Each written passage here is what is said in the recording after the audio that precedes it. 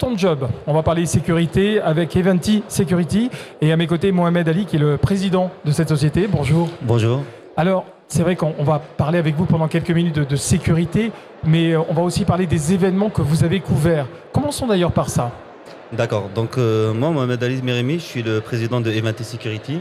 Elle existe depuis 13 mois maintenant. Nous avons commencé à se spécialiser dans le secteur événementiel. Donc on fait quasiment que de l'événementiel à 90%. On a travaillé, on a commencé le plus grand événement, c'était l'arrivée de la flamme olympique à Marseille.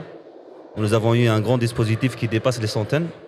Ensuite, nous avons fait les Fashion Week à Paris. Donc à chaque Fashion Week, on a une présence. Nous avons fait le championnat du monde de montgolfière à Péronne, la finale de la Coupe de France à Lille. Et nous avons vraiment une variété et une présence sur tout le territoire français. Et il est important de sécuriser ces grands événements. Il est important d'avoir les bonnes personnes. Quel est le profil idéal? Justement, donc nous, avant de commencer, donc il faut que l'agent ou la personne qui postule, il faut avoir un casier judiciaire vierge. C'est toujours le premier prérequis. Ensuite, de la rigueur, de la patience, professionnalisme. C'est vraiment des critères qu'on cherche dans un agent de sécurité. L'âge? Alors l'âge, c'est à partir de 18 ans. Il suffit d'être adulte et avoir un casier judiciaire vierge. Après, nous, on les accompagne via France Travail et la mission locale pour les formations. Quand je parlais d'âge, on peut aller jusqu'à quel âge? Jusqu'à 65 ans, 66 ans. Nous avons des agents, actuellement, on a un agent de Lan qui a 65 ans et qui fait l'émission avec nous au Stade de Reims, qui se déplace au Stade de France, il fait aussi le Parc des Princes.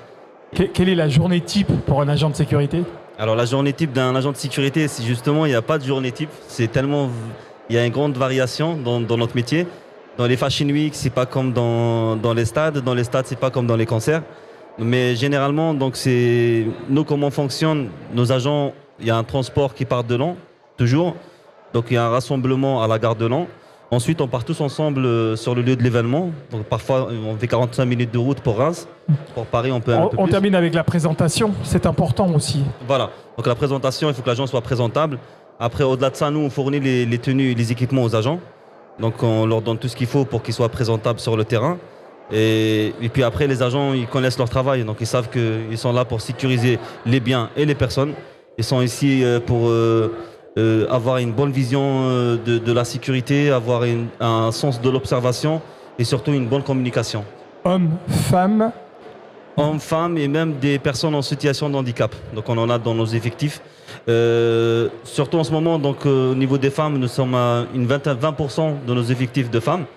Vraiment, on essaie toujours d'accentuer sur ce point parce que c'est très très important d'avoir des femmes dans notre métier. Les missions, courte durée, longue durée, et où est-ce qu'on se renseigne? Alors, les missions, nous avons des missions en CDD, donc c'est one shot. On termine un événement, donc fin de mission.